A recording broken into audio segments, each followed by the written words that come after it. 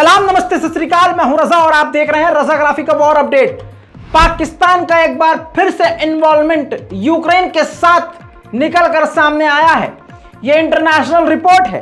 पाकिस्तान के लोग हो सकता है इस बात को नहीं माने, लेकिन आपको बता दूं कि पाकिस्तान की ये जो नई सरकार है ना, आपकी आतंकवादी सरकार, ये जो बिकाऊ सरकार है, इससे कोई बात नहीं, क्योंकि यह अमेरिका के नक्श कदम पर चल रही है। जानकारी के लिए सबसे पहले आपको सबसे बड़ी खबर बता रहा हूं। रूस के सांसद ने, जो रूस के रक्षा मंत्रालय के एक अहम सदस्य हैं, उन्होंने बड़ा सनसनीखेज खुलासा करा है। उन्होंने कहा है कि यूक्रेन की डेलीगेशन पाकिस्तान गई थी परमाणु मदद के लिए। परमाणु बम बनाने की मदद पाकिस्तान यूक्रेन की कर रहा है, और इसके बाद यूक्रेन की डेलीगेशन जब यूक्रेन वापस चली गई तो पीछे से पाकिस्तान की एक एक्सपर्ट की टीम वहां पहुंची है, जो यूक्रेन की मदद परमाणु बम बनाने के लिए कर रही है। यह सारी मीडिया रिपोर्ट्स में आ चुका है। इसके अलावा आपको बता दूं कि काफी डिटेल में यह बात सबूत के साथ रखी गई है, क्योंकि रूस के रक्षा मंत्रालय में भी यह बात आ चुकी है। रूस की इंटेलिजेंस ने इस बात का खुलासा करते हुए अपनी सरकार को नोटिफिकेशन दे दिया है, जानकारी दे दी है। इतना ही नहीं, कुछ वक्त पहले याद होगा, अभी 1 महीने पहले की यह खबर आई थी कि ब्रिटेन का जो हथियार ढोने वाला विमान है वो पाकिस्तान उतरा। पाकिस्तान से वो फिर ब्रिटेन गया, ब्रिटेन से फिर वो यूक्रेन गया। तो फिर रिपोर्ट सामने निकल के आई कि पाकिस्तान बम के गोले एक्सपोर्ट कर रहा है, बेच रहा है यूक्रेन को यूरोपीय देशों के जरिए। फ्री में नहीं भाई, पाकिस्तान भी इतना बेवकूफ नहीं है। जैसे अमेरिका हथियार बेचता है, वैसे पाकिस्तान जो हथियार बना सकता है उसको बनाकर बेच रहा है।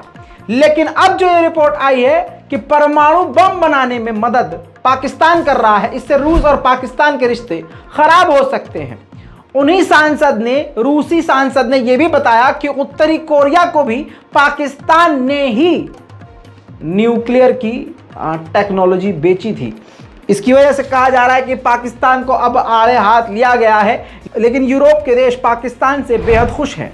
इसके अलावा सफेद शैतान यानी इमैनुअल मैक्रोन यानी फ्रांस के राष्ट्रपति ने यूक्रेन के प्रेसिडेंट ज़ेलेंस्की से फोन पर बातचीत करके दोनों ने फैसला लिया है कि फ्रांस पूरी तरह से यूक्रेन में जो बिजली घर तबाह हुए हैं उसको बनाने में मदद करेगा और डिफेंस में भी मदद करेगा। वहीं भारत ने अमेरिका और अमेरिका की मीडिया को रगड़ कर रख दिया है, क्योंकि अमेरिका ये चाहता है कि भारत रशिया से तेल ना ले। तो CNN चैनल ने भारत के पेट्रोलियम मिनिस्टर को अपने चैनल पर बुलाया और उनसे इसी बारे में सवाल किया कि आप इतना ज्यादा पेट्रोल डीजल पाबंदियों के बाद रूस से क्यों ले रहे हैं। इस पर पेट्रोलियम मिनिस्टर ने, भारत ने जोरदार तरीके से अमेरिकी चैनलों को जलील कर दिया और कहा कि जितना पेट्रोल डीजल आधे दोपहर तक यूरोप लेता है, हम उतना तेल ले रहे हैं सिर्फ रशिया से। हम सिर्फ 0.2% पेट्रोल डीजल और ईंधन ले रहे हैं। सबसे ज्यादा तेल, डीजल, पेट्रोल, ईंधन हम आज भी इराक से लेते हैं। इतना ही नहीं, भारतीय पेट्रोलियम मिनिस्टर ने अमेरिका का बाल पीछे से पकड़कर दीवार पर रगड़ दिया है और कह दिया है कि इसी अमेरिका ने ईरान पर इतनी पाबंदियां लगाई कि हमने उससे पेट्रोल डीजल लेना बंद कर दिया, लेकिन ऐसा हम रूस के साथ नहीं करेंगे। हम भारतवासियों के लिए पहले सोचते हैं, भारत के लिए पहले सोचेंगे, भारतवासियों के लिए सबसे पहले सोचेंगे। भारत का जितना मन करेगा, जहां से मन करेगा, वहां से वो पेट्रोल, डीजल और ईंधन ले सकता है। वहीं भारत के पेट्रोलियम मिनिस्टर ने ईरान पर बात करते हुए कहा कि हमने ईरान पर जो अमेरिका की पाबंदी लगी उसको फॉलो किया तो नुकसान हमें ही हो रहा है, और आज तक हम नुकसान भुगत रहे हैं, क्योंकि ईरान भारत के सबसे करीब ऐसा देश है जो तेल, डीजल और पेट्रोल बनाता है, एक्सपोर्ट करता है। सबसे करीब होने के बावजूद हमने अपने दोस्त ईरान से तेल लेना बंद कर दिया ताकि वो परमाणु बम ना बना सके, और अमेरिका की पाबंदियों का हमने लिहाज किया। लेकिन चाइना ने उल्टा उसी ईरान से ज्यादा मात्रा में पेट्रोल डीजल लिया। इसमें ईरान का तो नुकसान नहीं, लेकिन भारत का नुकसान हुआ, जो भारत आज भी भुगत रहा है। लेकिन अब भारत किसी की बातों में नहीं आएगा। वहीं यूक्रेन ने व्लादिमीर पुतिन को आड़े हाथ देते हुए कहा कि व्लादिमीर पुतिन के हाथ तो खून से रंग चुके हैं। G20 की मीटिंग से और G20 के ग्रुप से रूस को निकाल देना चाहिए। उधर पुतिन ने जो तुर्की को लॉलीपॉप दिया था वो तुर्की को काफी पसंद आ गया है। एक बार फिर से रजब तैयब एर्दोगान ने कहा कि रूस ने जो नेचुरल गैस हब का ऑप्शन दिया था, ऑफर दिया था, तुर्की के अंदर नेचुरल गैस स्टेशन बहुत ही आसानी से और बड़े पैमाने पर बन सकता है। अब रूस ने काफी बड़े बड़े हमले किए, जिसमें पावर स्टेशन पर अटैक किया गया कि राजधानी ही अंधेरे में डूब गई। इसके बाद व्लादिमीर पुतिन ने बयान दिया है कि क्रीमिया पर जो रूस के हमला किया है यूक्रेन ने, ये उसकी जवाबी कार्रवाई है। पुतिन ने आगे ये भी कहा कि ये उतना नहीं है जितना हम कर सकते थे, हम इससे ज्यादा भी कर सकते हैं। वहीं रशिया के क्रेमलिन ने बड़ा खुलासा करते हुए यूके पर यानी ब्रिटेन पर इल्जाम बड़ा लगा दिया है। कहा है कि हमारे काले सागर में हम पर जो हमला हुआ और पाइपलाइन पर जो बड़ा अटैक हुआ, इन दोनों हमले में पूरी तरह से खुल्लम खुल्ला यूके का यानी ब्रिटेन का हाथ था। हम पर हमला होने में और हमला करवाने में हमारी सही लोकेशन यूक्रेन को सैनिकों को देने में यूके का ही हाथ है। दोस्तों, एक रूसी बिलियनर, बहुत पैसे वाला आदमी, खरबपति अरबपति समझ लीजिए, यानी वहां का अंबानी अडानी, ओलेग तिनकोव इनका नाम है। इन्होंने रूस की नागरिकता छोड़ दी है और रूस छोड़ दिया है, और इन्होंने कहा है कि मुझे पुतिन के रूस से नफरत है, लेकिन रूस के लोगों से बहुत प्यार है। रूस के व्लादिमीर पुतिन ने यूक्रेन को मौत के मुंह में भेज दिया है और इंसानियत को तार तार किया है, ये कहते हुए उन्होंने रूस छोड़ दिया है।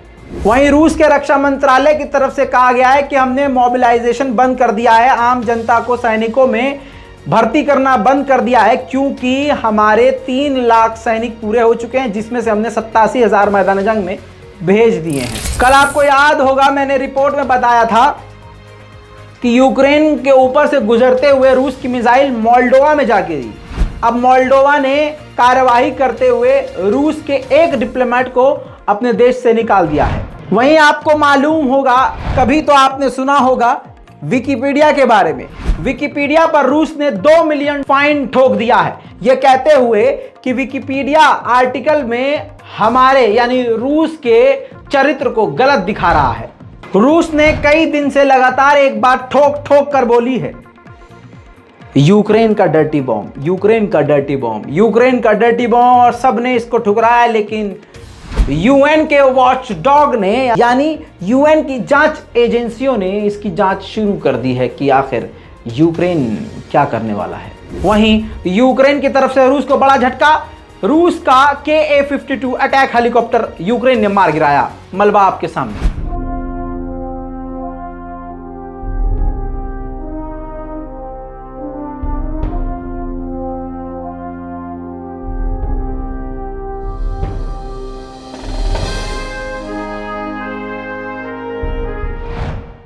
रूस के हैकर्स ने, किलनेट नाम के हैकर्स ग्रुप ने अक्टूबर के ही महीने में अमेरिका के खजाने के जो एजेंसियां हैं उन पर, यानी सरकारी खजाने का जो दफ्तर है, उनकी वेबसाइट समेत उनके डेटा को भी हैक कर लिया था। अमेरिका ने ये खुद बात कही है।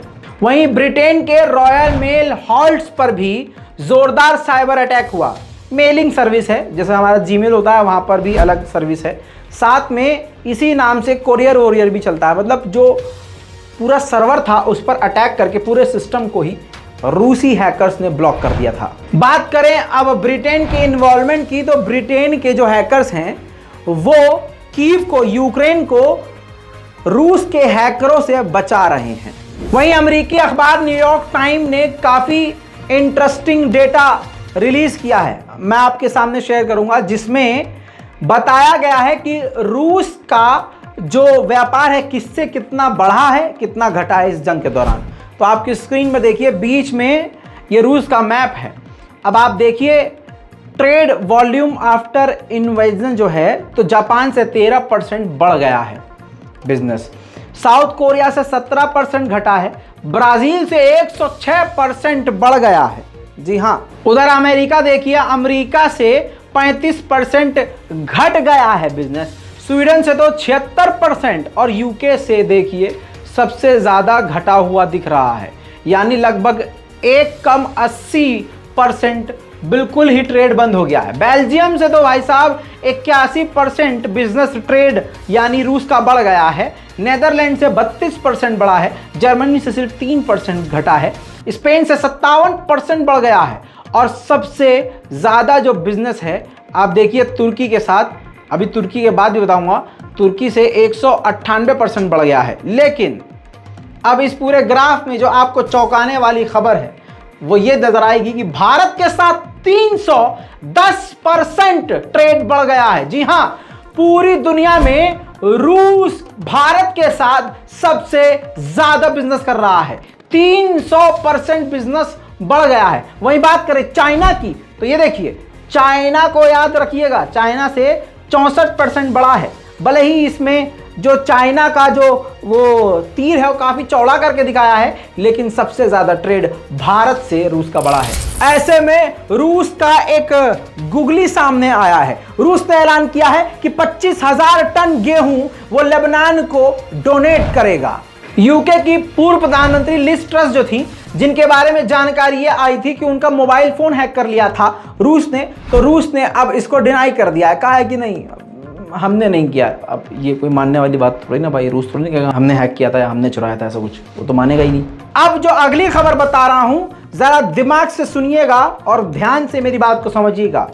यूएन में जो यूक्रेन के नेता हैं, एनवॉय हैं, उन्होंने कितनी बड़ी बात कही। उन्होंने कहा है पूरी दुनिया से हमें कुछ ही वक्त में 41.3 बिलियन यानी 41 बिलियन से ज्यादा मिलिट्री एड हथियारों की मदद मिली है, जो कि रूस के पूरे रक्षा बजट का 84 से 86% है।